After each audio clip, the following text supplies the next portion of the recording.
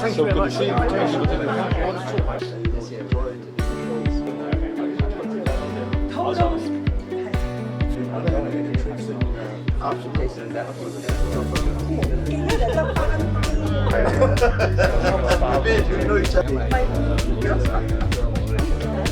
now after the BRICS Summit.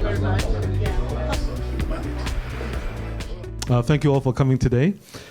We have His Excellency Mr. Mogono, the Consul General from South Africa. Please join me to give him a big hand. And to his left, we have the Deputy Secretary for Justice, Mr. Horace Cheung. A very dear friend. Thank you all for coming today.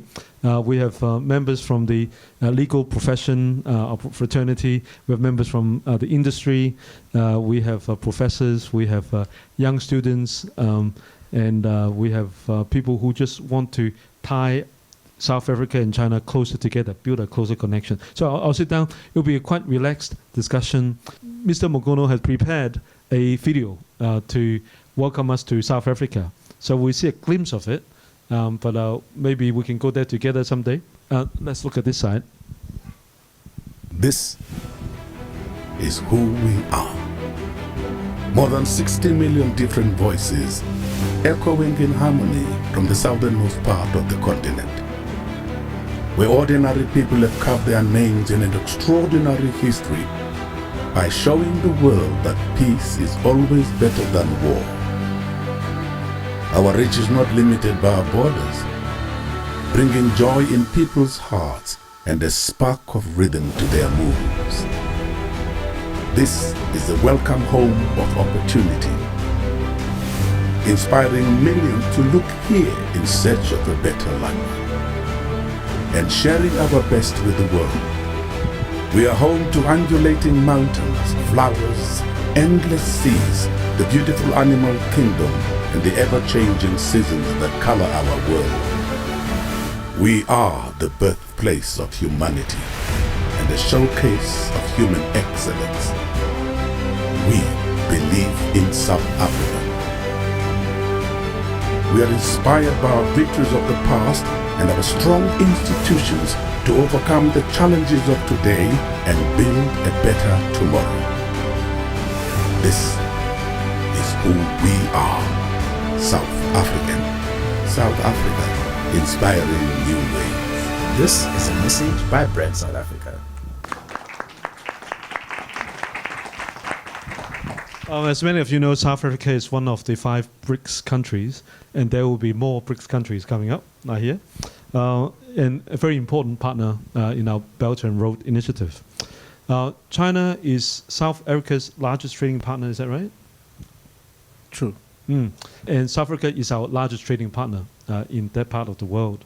So very close ties, really dear friends. This year we celebrate 25 years of formal, closer relationships between China and South Africa. What have we accomplished so far, and where do you see us going in the future? Thank you very much for inviting me today. Thank you. It's a very exciting times to be associated with China. Yes, we are celebrating 25 years of bilateral relations since it was established around 94, I think, if I'm not mistaken. 98. 98. There's so much has been happening. We've been enjoying the relationship between China and South Africa. China has been good to us. They've invested a lot in terms of infrastructure development, skills and what so forth. So we're quite proud to be associated with a country like China. 193 countries in the world, and we can't, this is one of the best partners. In recent times, our president visited your country and or at least got together with your leadership. Some countries have imposed sanctions or difficulty against Huawei, Chinese tech company, and I saw on the news that South Africa came out saying we're proud to work with Huawei. Can you explain a bit more? the background, context. So, it's very funny that some countries, they can try to bully other countries, forgetting that they have their own sovereignty. Now, what we did is that because of the relationship that we're having with China, we said Huawei came to South Africa, and what they've done so much in terms of transfer of skills, and our people like now they got skills in terms of where IT is concerned and also forth. So why not working with such a company that would always give you such resources that we need more in our future plans.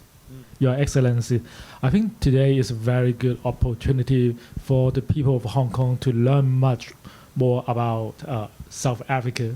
Supposing that I'm a investor, would you offer any investment opportunities for us to consider? Because I know that South Africa is rich in the natural resources. South Africa are doing very well about the financial system, about the legal system, and about the infrastructure of communication. If I'm interested to invest in South Africa, what investment opportunities should I looking for? Thank you for the question. Firstly, the one that would come first, it would be energy, renewable energy.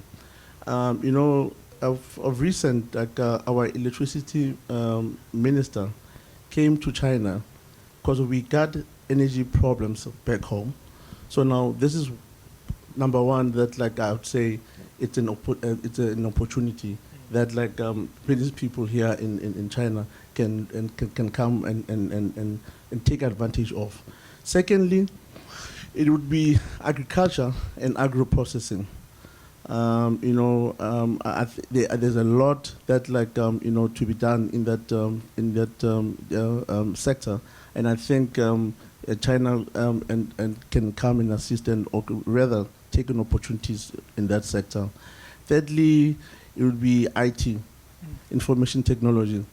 As you know, where we are here in Hong Kong, it's also the technology hub of in the world. So we'd love to encourage companies here in Hong Kong to take advantage of those sectors that I just mentioned now. We have friends in the audience like Terence who make robots for education sector and beyond. Do you have any questions for His Excellency? Thank you. I believe the education system in South Africa is really good. So is there any way about education and technology exchange between the country, city?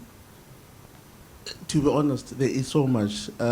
Actually, we look at China as to be the leading partner in terms where technology is concerned. Yeah. So we want to, to engage more further in terms of making those cooperation, making those exchanges, so that we could further or better our technology where it's concerned. Yes, we in Africa, don't want to say we are better, but we have tried being the best, but we're getting there. So we want to learn more from China and having those kind of a cooperation. There's more to have those exchange between the two countries. We look forward to having that actually. Yeah. Thank you, Terence. Yeah, thank you. To put things in perspective, how big's the population? What's the demographics? South Africa, we have currently, I think it's around 61 million population. Which is a big market. And age-wise? South Africa is quite a fairly young country. Mm. In terms of demographics of the age, I think it's around 30s, 40s. Because we are not. We are quite fairly young country. Yeah. It's open information that China and Africa, they have cooperate on a number of digital infrastructures and technologies, including construction of the wireless sites, the high-speed mobile broadband networks, and the fiber optics, etc., etc. And I also know that China and Africa, they have worked together to establish a public cloud in South Africa. Actually, that's serves the entire African region. So also there is the first commercial 5G network in South Africa. Am I correct that if I say that South Africa is encouraging Chinese companies to invest in these emerging sectors in South Africa? Emerging markets, like in the sectors where they're concerned. One of them that I can mention, besides information technology, it's now encouraging more manufacturing of NEV cars. To extend that, like, we want to encourage, like, most Chinese companies to come and more, because of here in China, as we know, they are quite more progressed in terms of where NEV cars are concerned. So it's coming. I think they've put more money in terms of that manufacturing is concerned. I think around 121 billion, which is put aside to make sure that, like, the manufacturing of NEV cars are concerned. As I said before, there's so much to learn from China. Can I ask on EV cars, right? I mean, if we were to make electric cars, vehicles in South Africa, rather than shipping them from made in China, right? Are there tax benefits in doing so? Do you have local treaties, tax, where if you made in South Africa, we could sell to your neighboring countries? Could you share a bit of that? It's a good question. In order to increase, foreign direct investment, we have a special tax for the foreign investment, right? So that we could enable, for that process to go easily and smoothly. That question, it goes again that what we have seen between South Africa and China. The trade deficit, it's quite wide, and one of the conversations that's happened, like, recently, is to how do we tackle that trade deficit, and the only way it's also to enable South African companies to also partake into the markets here in China, right? Because of Last year, the bilateral trade, accounted to $57 billion. So, but you're saying that's a large gap in terms of, how much you sell to China. Absolutely, there is quite a large gap. I mean, when you look at it, South Africa, it seems like we're the one who's buying more in China than vice versa, China buying from us. So, in order to enable that to happen, to close that deficit, you would encourage, South Africans to also to sell their goods more in China, meaning enable the systems here in China, so that, like, it could be easier to open companies and also to trade here in China. There are many lawyers in the room, and each lawyer probably have at least a few hundred clients, so a big network effect. So if you could share with us, what kind of clients should we bring? And what should we tell them to buy from Africa? One that comes with my mind would be IT. Two, there would be medical supplies, because Africa is quite well known on medical supply technology where it's concerned. Right. So those are two that would come, like, quickly in my mind. And what's the tax rate in South Africa now for corporations? Your normal tax, it's about 12%. Corporate, slightly higher. But I think you're saying if we come and build a factory, there will be tax breaks, special concessions. Absolutely, for that, especially to attract more foreign investment in the country. Entire South Africa, or do you have special zones within South Africa? Entire South Africa. Have you been to South Africa, Horace? Not yet. Yeah. but may I turn to something less technical? Yeah. Okay. Yeah, because we all know that actually the BRICS Summit was just held in South Africa. Actually, it's a very good platform for the countries to exchange, discuss, instead of the traditional channel dominated by the Western power. So, Your Excellency, could you please share with us, is there any outcome for the summit that was just held in South Africa? Well, thank you for the question. Well, firstly, I wish I was there. It was such a success of a summit. Obviously, it's in the public domain that there's an extension of permanent members which going to be part of BRICS. There would be Iran, UAE, and others like that. I think it's in the public domain. Now, the outcome of the summit,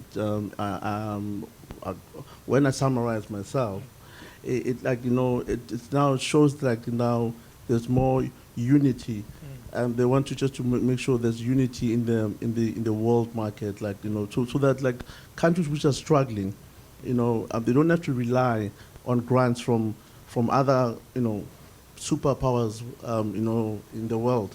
They need work together so that independent every country would be more stable. Okay. So secondly, when I summarized about the outcome of the summit is that, well, let me talk about South Africa. That's what I'm representing now. I can't speak of the whole Africa. Now, the agreements that I've seen between South Africa and China is that where infrastructure development is concerned, there is going to be a building of power plant in South Africa to assist us in terms of where energy is concerned. Secondly, there's going to be other extension of harbor, of which what you call China wanted to assist on making sure that the trade in terms of where the ships are concerned, becomes a free flow kind of exercise. And I think the summit, honestly speaking, when you look at it holistically, it just says the mutual beneficiations is going to be more stronger, and as well the strengthening of the relationship thereof. As you just mentioned, there are new members joining the BRICS this year, and it seems that more and more countries they show their interest to join as a member. So what are the advantages or attractions for the new members to join? Now, when you associate yourself with that, a community of countries, that you say is it will enable your country to access bigger markets. That is your country will grow in where GDP is concerned, and there will be and you grow as a country. That's me looking at the advantages of joining BRICS. Thank you. Yeah. Well, BRICS is 40% of the world's population, right? 26% of the global economy. So it's huge. Yeah. I guess you can access bigger markets. But what's in it for those who are already in BRICS to welcome other people in BRICS? You look at the countries which were welcomed, and UAE, Iran, Egypt, Argentina. So now, I look at the two countries. One, UAE, oil and gas was concerned. Yes. Now, we have seen in recent years that there have been problems where sector is concerned. Now, when you have one of your members being part of this OPEC, and then those who can influence the prices and so forth, the better. because of like you would like now take advantage on, you know, talking directly to them. So Right. besides that, I think you know, it's good to be part of this bigger community, which is BRICS. Yeah. Indeed. Earlier we talked about technology. With so many young people there, what is the, you know, internet penetration rate or number of people? Of 100 people, how many people would be using the internet or playing with their phone and getting involved in the digital economy? Well, in South Africa, it's a large number. Right now, digital economy, it's like it's now it has spiraled, you know, to higher numbers. That like everybody's now it's on the phone. I mean, even at the house, when you look at it, in a household, there's a mother, there's a father, and other kids. People are always on the phone. Now, it has grown so much that like it's important, you know, to be more looking at it more investment when it's concerned. Yeah. If it was our first visit to South Africa, which city is your favorite you would recommend, in your personal view? That's a very tricky one. I'm coming from a mining town called Rustenburg, all right? So now, most dominantly, people when they go visit, like, you know, when they say that they're doing domestic tourism, they go to Cape Town. Cape Town is well known. You know, it's next to Atlantic Ocean. There's quite a very, you know, a few attractions there. Table Mountain, you know, Cape of Good Hope. Cape Town is also where there are more farms, wine farms. As you know, South Africa is quite known of having the best wines in the world. Yes. And so I would go for Cape Town. Yeah. We got other cities, of course. We got Durban, we got others, but Cape Town on its own, it has its own vibe. But like, I personally, I'd prefer Cape Town than going to other cities. Favorite restaurant there, perhaps? Oh wow! Oh well, Digging listen. There are a couple of them. You know, Cape Town is quite diversified in terms of where restaurants are. You know, there's this. You know, we got Stellenbosch. I think it's quite popular, and Franshoek, which is more where the wine farms are. You know, Cannon Corps. Like I can mention also many wines. Like they're coming from that side of. So I can't pick up one restaurant and say that's my favorite. I like changing restaurants, just tasting food. This is how you get to enjoy being a foodie. We have the Vice President of the Law Society here, Mr. Nasir Morali, and our past President, Melissa too. Wondering, like with so many international lawyers based in Hong Kong, can you think of any angle where lawyers here could contribute to the growth of the South African economy? You know, or businesses there, how can we get involved to, you know, help them help us? Firstly, South Africa has the best legal system. We share almost a similar. I think a lawyer from South Africa can come and practice here. So I've met a couple of ones. So that shows you that there is like connectivity, like in terms of the legal system, they're almost the same. So therefore, a lawyer from Hong Kong can easily come and work in South Africa without any hindrance. Because of, I think that's why most companies, when they come to South Africa, one thing they look at do we have a good legal system, and like that's why we attract more foreign investment because of that legal system, and secondly, good corporate governance. Actually, when we are talking about the legal profession serving in South Africa, I think the Belt and Road Initiative would be a very good common ground. Yes. Because South Africa is very supportive to the Belt and Road. So thank you very much. Yes. And I understand that there are many infrastructure ongoing in South Africa is under the project of Belt and Road. So I truly believe that as a legal professional in Hong Kong, we can be helpful the Belt and Road project in South Africa. That should be a very good aspect for us to try to serve out of the jurisdiction. I take out some statistics. It says there are more than 200 Chinese companies registered with the Chinese embassy in South Africa alone, and last year the investment exceeded $6 billion US. So, do you know what they invest in mostly? Mostly it's on construction, mining, information technology. Now, you see, you have about more than 200 companies registered in the embassy in South Africa.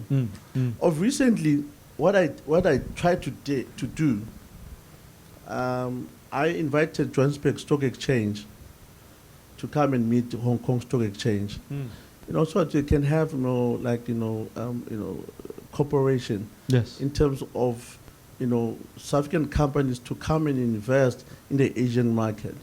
Vice versa, Asian market, like the companies like here in Hong Kong, to come and invest in South Africa. Johannesburg Stock Exchange is quite well known. Indeed. And it does be, I think it's on top 10 or not top 20 in the world. So I just wanted like those kind of exchange to cooperation to happen, so that we can also possibly close the gap of the trade deficit. I think we can all work on that. The leadership has in China made quite clear to continue to open up and welcome foreign investment and foreign businesses. So there should be less and less difficulty in setting up. So if they came 10 years ago, things have changed a lot. So invite them over. We are thinking of doing a delegation, a trip. AALCO is thinking of doing so to South Africa sometime next year. Are there like particular time of the year that we should visit? Partly weather, but partly because of are there special days you celebrate or conferences we should go to? It's an annual event that we should participate in. Winter comes around between May until August in South Africa. Okay. So the best time, if you want to come in summer, it will be starting from October until April. So that's the best time, I think, people to come to and see South Africa. But if you love a safari, the best time to come to South Africa, that would be around between April and end of July, because of mostly the time the wild the wild animals, they love winter other than summer. So you enjoy more on seeing them, because of South Africa, we have of course the best safaris in the world. So in South Africa we got the big five, and so therefore there's so much to see in South Africa. Actually, what I'm going to do for those who are here, I'm going to give something to so that you can distribute to you, and so that you could have a better understanding of the country, because there's so much to talk about South Africa, opportunities. Because of the other sectors, there's so many opportunities that I can't even mention all of them. If I have to mention them, we'll have to sleep here. But that would make you as a potential investor to look at from manufacturing. There's so much that that we could explore, and making sure if there's any other questions you want to impose, you are free to talk to me, so that we can make sure that you access the market back in South Africa. Horace, should we open the floor for questions? Any questions from anyone? Andrew, maybe introduce yourself. I mean, I know you know each other. But thank you, Nick. I'm the Secretary General of the Commonwealth Chamber of Commerce. My question is a Hong Kong question, but I'm not a lawyer. As the Consul General in Hong Kong, what do you see Hong Kong's role is in helping what we've been talking about you've been talking about just now? Investors in China to understand South Africa, investors in South Africa to understand China. We're the so-called super connector. So how do you see that? Thank you. Thank you for your question. Very interesting and very tricky question. I think because of Hong Kong as a gateway to China, they could take that advantage. Because of most goods that coming from South Africa, they go through Hong Kong before they go inside the mainland. Now they should take that advantage and make sure they maximize on that advantage. I think potential investors here in Hong Kong should take that advantage of learning more about the companies that are trading with the mainland, and also to make sure that they have that cooperation with them. And in that, I think I love Hong Kong. I've been here for a year.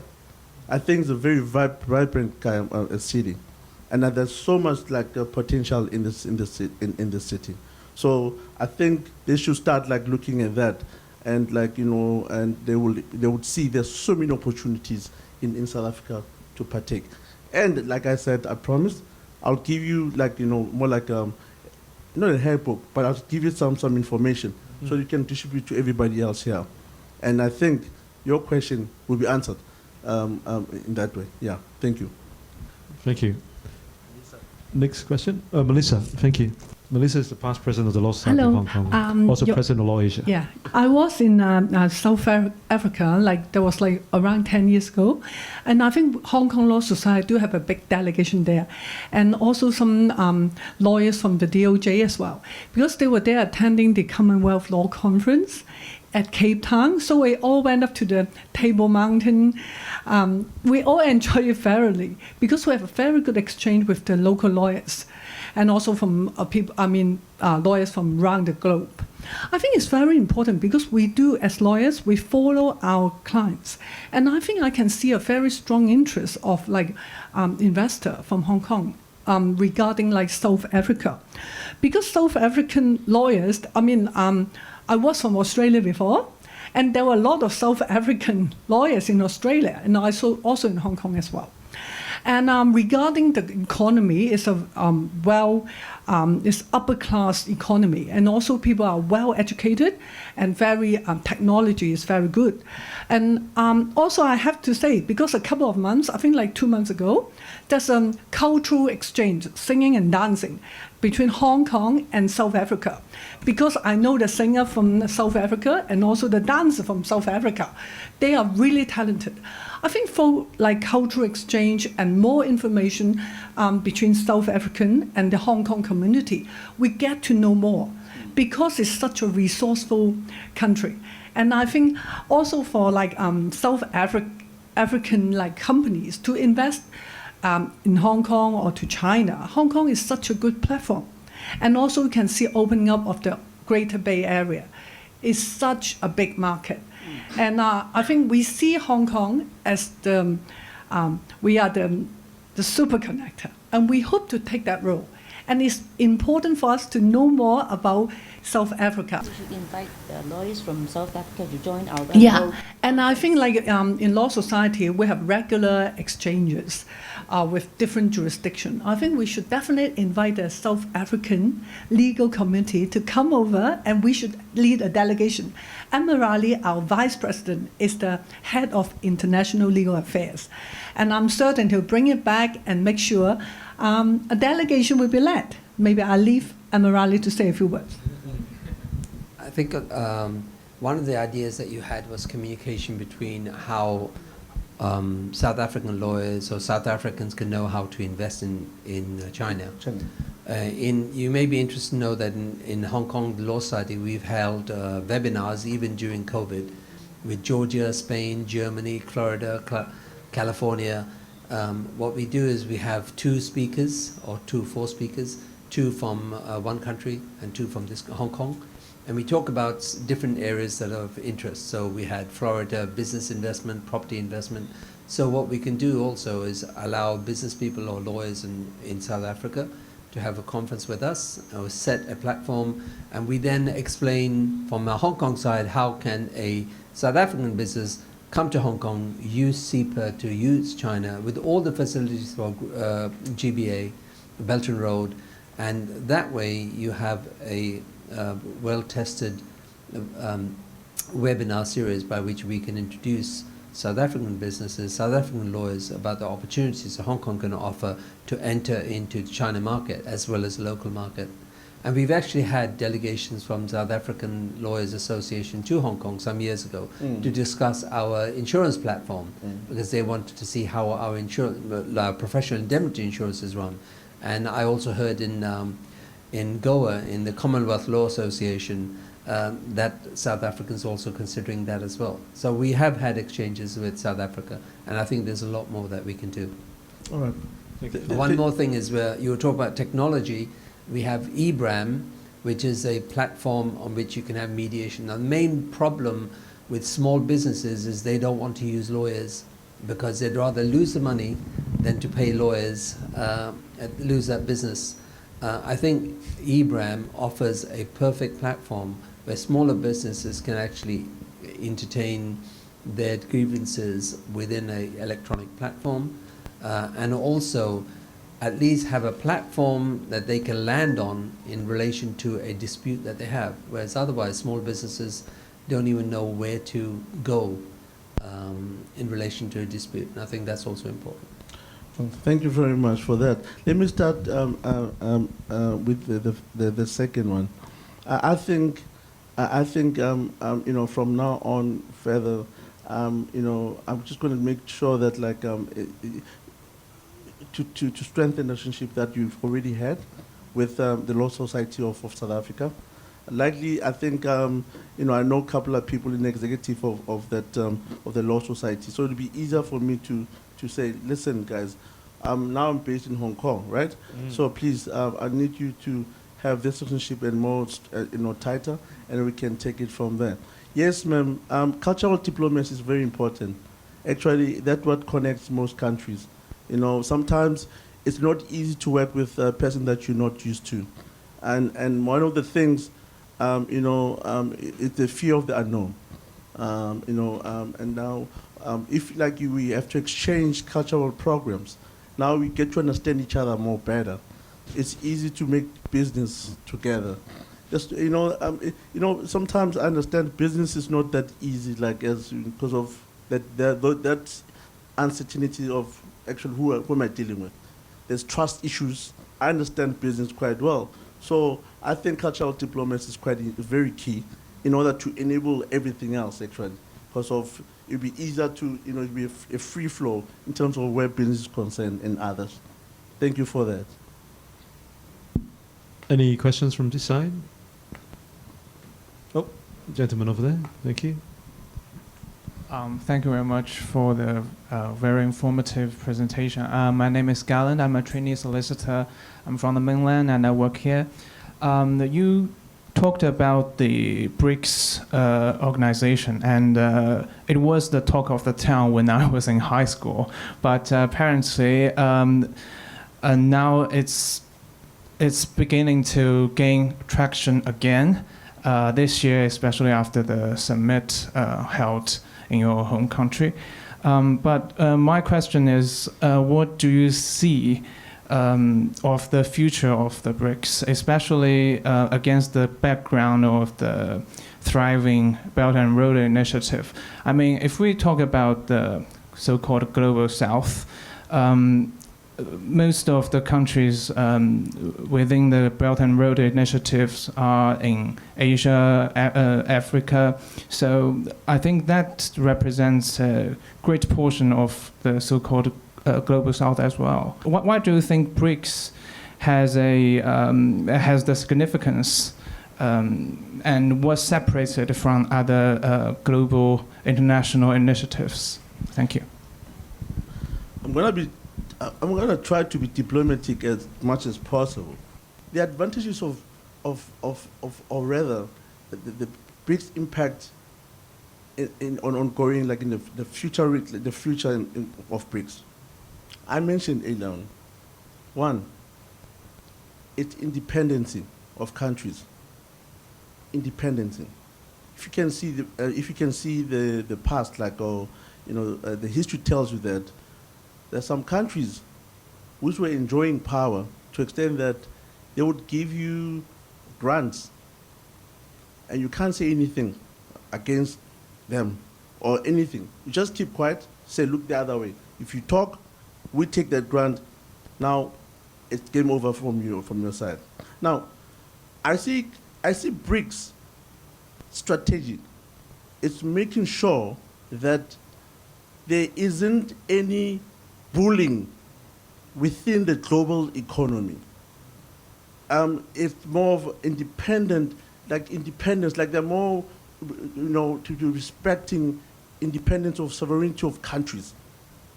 To look on how do they, one, solving their problems, two, growing the economy without being influenced, being directed what to do. So this is my take on the advantage of being a BRICS member. And in the future of BRICS, I see strong global strengthening of economies in the world. That's my take on that. Yeah. Thank you for that. Questions? Hi, I'm actually a representative from the Greater Bay Area, so I come from Shenzhen today. Actually, so it's sort of a common. Myself, I work in an MPO that called Benchmark Chambers International, that we are based in Shenzhen, that helping Chinese clients mostly to do legal findings for foreign laws, and we actually have been doing quite some cases on South Africa and also among the other African countries. Usually the clients come to us because the law is difficult to find and to understand, so we help them to find and understand the law. For that, I want to add, because you have mentioned about the information and understanding each other better. Actually, now we are doing the legal map. It's called the Belt and Road Legal Map. It's initiated by the Tianhai Authority, so the experimental zone in Shenzhen. We are the constructive unit of it, and we have just concluded the part on South Africa. I think there could be more communication and we could learn more because it was done during the COVID-19. So we do it through connecting through emails with the experts in South Africa. We don't get a chance to directly meet there. So we hope that maybe this year or afterwards we could do more. And I also have a question, because we are standing here as a lawyer. There's a room full of lawyers here. And we see new opportunities and for peoples, but for lawyers, and we get that question from our clients a lot, is that what are the legal risks or what are the challenges for me to go into another countries, like South Africa. So my question here is, we see identifying, realizing the new opportunities for going into South Africa or during between the countries. So what do you think would be the challenges for Chinese business going into South Africa or doing business with South Africans? Like I've indicated, there is an ongoing trade relationship between the two countries, meaning more Chinese companies doing business in South Africa. The only challenge that I foresee that it was not really well tackled is to understand each other's country's labor laws. I think if you could see even in newspapers, they said BRICS did not tackle that and blah, blah, blah, blah. But listen, people sometimes expect miracles, like, we're forming a good, a relationship. There's so much like you have to tackle. Eventually we'll get it right. But there's the only thing that I foresee that could a bit, be a concern. Not being a problem, being a concern. But I think they spoke about it like on the BRICS, just that we don't know the outcome between the two presidents. What is the the way forward regarding that? That's the only thing. Other than that, I think the relationship point of view, we're quite tight because of there are more, as he indicated, there are about more than 200 companies, or more actually, in South Africa, investing in mining. I mean, if you can see, in South Africa, there are Chinese companies that own a mine that you never hear anywhere else. You understand? So now this shows that like our laws, our processes in terms of trade, you know, they are just flawless. Yeah. Let the business know that I have the consular's word for that. Thank you, ma'am. Absolutely. My office is like we are based here in Wanchai in Central Plaza, 19th floor. Should you want to come and visit and want to further inquire more, you're welcome. Thank you, ma'am. For first-time visitors to South Africa, what is the cultural difference? Are there any things that shock you? Oh, you do things like this? I got here in Hong Kong, that was last year, 2022, in August the 10th. Meaning, a few weeks ago, I was turning a year. Yes. A year. Now, I came here on the brink of the COVID dying out, like meaning the restrictions dying out. Yes. When I got here. Now, a shock to me, it was sometimes how the Hong Kongers are. One, they mind their business. Back home, we greet each other. Like, we meet we're getting in the elevator. Good morning, how are you doing? I don't care if it's a stranger or not. Here in Hong Kong, I'm telling you, you get inside the lift and say good morning, they'll look at you like, are you crazy? So this was one of the things that shocked me. That like, okay, why are they not greeting back? I took it an offense at first, but like I realized no. That's how they are, and that's why cultural diplomacy is important. Get to understand them better. Now, right now, I understand, like what to do, what not to do. You get it right here in Hong Kong, and obviously food. Yes. It was not really a shock, but there's certain food because of when we're in quarantine, in the hotel there. Now remember. They don't give you a menu and say, check here, what you're going to eat. Right? No, in quarantine, they don't give you that. So what happened is, and quite interesting, I was with my 10-year-old son. Now, what would they do? They would just knock on your door, and they just, when you open the door, the food is there. You don't know what's inside there. Now, surprise! Of course. Now, when you open that food, at some point, me and my son was like, we're not eating that. We're going to drink only sodas. We're not going to eat that food, So that was a shock to us, like, about, like, certain food, like, we had. But eventually, as I'm a year older here in Hong Kong, of course, I know how to get around my, food. And again, Hong Kong, it's international, city. So I can always have choices of eating Western food, and others, yeah. But you don't like Chinese food yet? No, I never said that. No. I think there's full of lawyers here. I don't want to be sweet. I can say he hates our country. No. No, we all want to invite you to our own favorite. No. Listen, I get invited a lot. Yeah. To Chinese events, so I get to understand. One of the things that I like about Chinese food is there's always health. Benefits.